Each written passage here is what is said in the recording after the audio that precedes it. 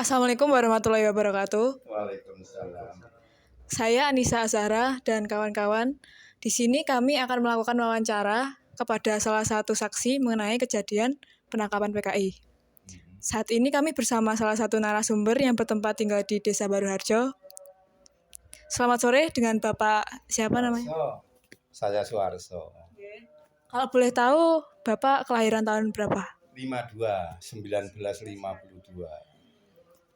Oke, terkait dengan kejadian penangkapan, Bapak sewaktu itu umur pinten nggih, Pak? Umur 13. Oke, umur 13. Masih ingat betul kejadian meledaknya G30 SPKI itu. Mbah ini masih ingat benar gitu. Itu saya bersama ayah saya itu masuk ke gedung Biskop untuk diberikan satu pertunjukan gitu. Mungkin itu yang mengundang dari oknum PKI, tapi juga nggak tahu ya. Itu melihat, tetapi tidak ada apa-apa. Tapi anehnya kok yang diundang tuh tokoh-tokoh masyarakat yang ada di Batu pada waktu itu. Pada waktu itu Mbak ada di Batu. Domisili di Batu. Terus setelah besar pindah ke yang menyebutkan itu desa. Setelah itu saya sekolah di Pasuruan. Itu saya kerja ya di Blitar dan Purna saya tahun 2018. Kalau bisa dijelaskan tentang kronologinya gitu loh, Pak. Tentang meletusnya G30 SPKI ya.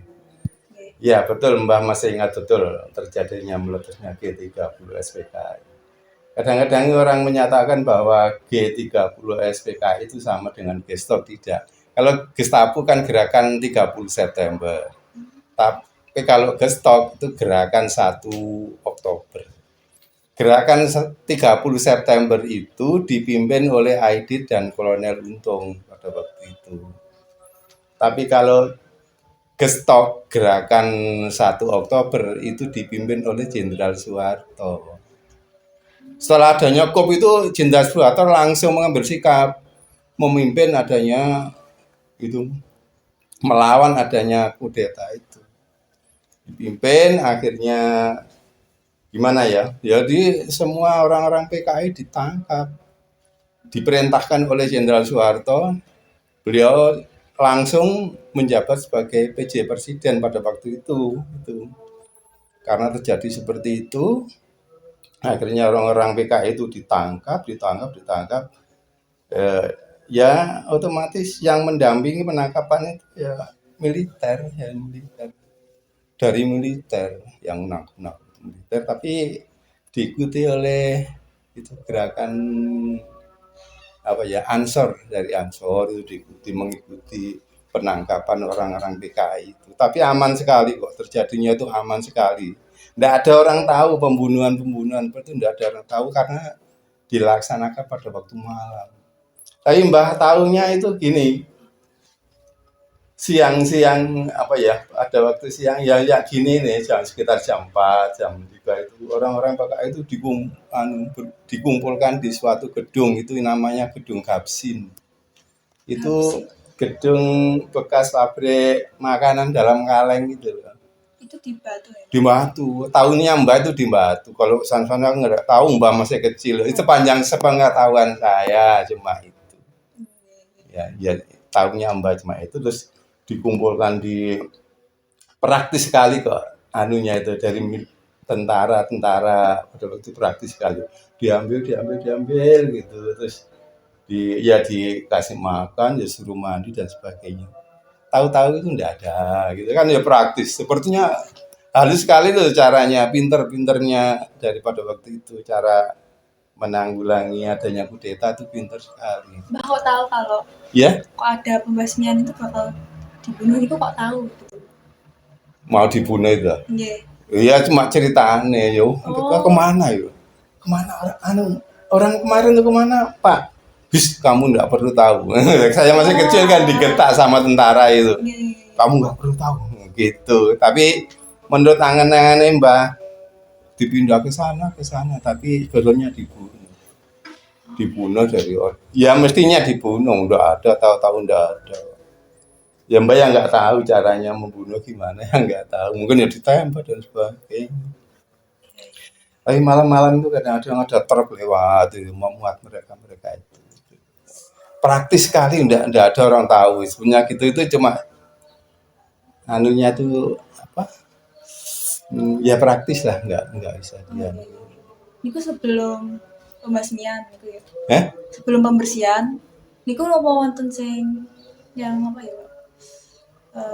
Jadi korban itu loh, kayak bunuh diri atau Oh itu. Iya selang berapa gitu diambil yang merasa dirinya itu anggota PKI itu ketakutan. Malah di Batu itu ada kepala desa itu yang bunuh diri karena dia orang PKI. Khawatir kalau diambil sama tentara sama Ansor itu dia bunuh diri. Saya tahu akhirnya gantung di dekatnya kentongan gitu. Ya, masih kecil masih ingat ya. Masih umur 13, saya kelas 4 SD. Umur 13 itu masih kelas 4 SD pada waktu itu. Kalau sekarang kan ke umur 13 sudah kelas 6 ya. Nah, dulu kan sekolahnya terlambat. Mbaknya sekolah 9 tahun baru dimasukkan sekolah SD ya. Langsung kelas 1 SD. Itu tidak ada TK. Ya tahu ya cuma setahunnya Mbak ya cuma gitu. Jadi kalau sore itu Mbak malah ikut mandi-mandi di sungai itu ya biasa, anak kecil kan nggak ngerti ya. Di sungai nonton apa, Pak? Ya? Di sungainya ada apa tuh, Pak? Ya sungai Berantas itu airnya kan banyak dan orang-orang yang di Gapsin tadi kan mandi di kamar mandi kan nggak cukup, mandinya di sungai. Banyak mungkin ya lebih dari 300-400 orang di Gapsin. Banyak. Semuanya ngumpul di. Ya dikumpulkan di situ memang. Pak, setelah kejadian itu wonten trauma apa sebagai saksi? Kejadian ya yang merasa dirinya itu terlibat PKI ya mungkin ketakutan. Terus ditanya, kamu PKI? Bukan Pak, saya BTI gitu. Kan nggak ngerti padahal BTI itu kan order buahnya PKI itu, anak buah PKI. BTI itu kan Barisan Tani Indonesia itu anunya PKI, buatannya PKI. Kan pada waktu itu ada namanya Lekra itu keseniannya PKI. BTI itu Barisan Tani Indonesia, organisasi orang-orang tani itu Mbah tahu gitu. Terus pemuda rakyat itu pemuda di PKI. Namanya pemuda rakyat itu yang sebetulnya kalau dia punya kesempatan terus cara anunya itu pinter itu ya akhirnya yang berontak sama orang-orang yang non PKI, tapi itu kalah pinter dengan orang-orang pemerintahan seperti yang dipimpin Pak Harto tadi. Praktis sekali ya cara-caranya itu, enggak ada orang tahu hilang cuma kusuk dibunuh gitu. Ya praktis ya cara cara mengatasi itu enggak terlalu enggak menimbulkan tumpah darah yang berlebihan gitu. Yes, tenang tapi tahu aman gitu loh. Ya pintar pemerintahan, jadi ya alhamdulillah negara kita tetap seperti ini aman. Dulu ada yang terlibat langsung enggak, Pak? Ya? Dari keluarga dulu ada yang terlibat sama keluarga saya? penangkapan ya? Enggak ada, keluarga saya dari militer kok. Bapak saya militer, tentara. Sekarang sudah meninggal, dimakamkan di Taman Makam Pahlawan Batu ya. Bapaknya namanya siapa, Pak? Bapak saya toh, Pak Men. Pak Men Suwarso. Oh iya. Pahlawan bapaknya, Pak. Pahlawan termasuk. Iya, ya pahlawan. Ya alhamdulillah dimakamkan di sana. Ya cuma itu ya mudah-mudahan ya PKI tidak sampai tumbuh lagi di Indonesia gitu loh. Jadi bisa aman-aman seperti sekarang. Terima kasih Pak atas kesempatan yang diberikan sama Bapak. Terima kasih. Ya kebetulan Bapak pada waktu itu sudah umur 13 tadi masih ingat kejadian. Yang kamu jahat. Enggak sepertinya enggak mengenal agama.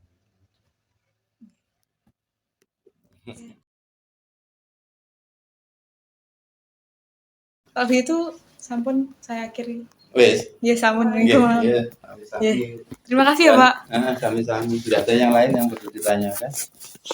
Mboten cukup niku mawon. Iya. Cuma itu sepengetahuan Mbah, cuma itu. Nggih. Kejadian yang saya ceritakan kan di Batu. Nggih. Mbah kan pindah-pindah dari Batu ke Pasuruan, dari Pasuruan pindah ke Blitar. Terus sampai sekarang di Blitar, tapi ini akan rumahnya. Iya. Nah, mudah-mudahan lancar semuanya.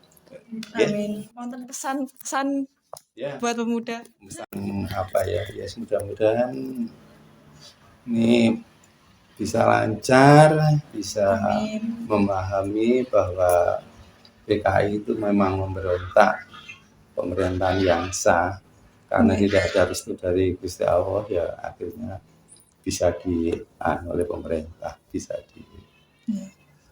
diatasi oleh pemerintah pada waktu itu dipimpin oleh Jenderal Soeharto.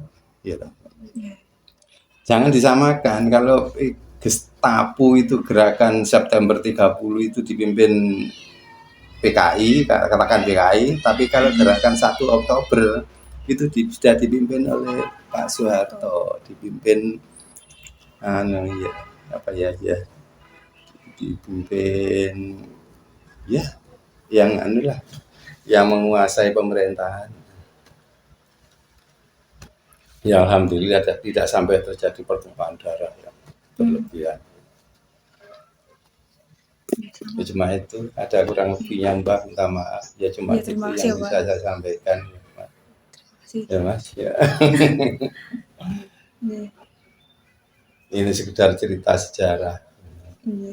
Saya tahu dengan mata kepala saya sendiri. Ya, sebenarnya.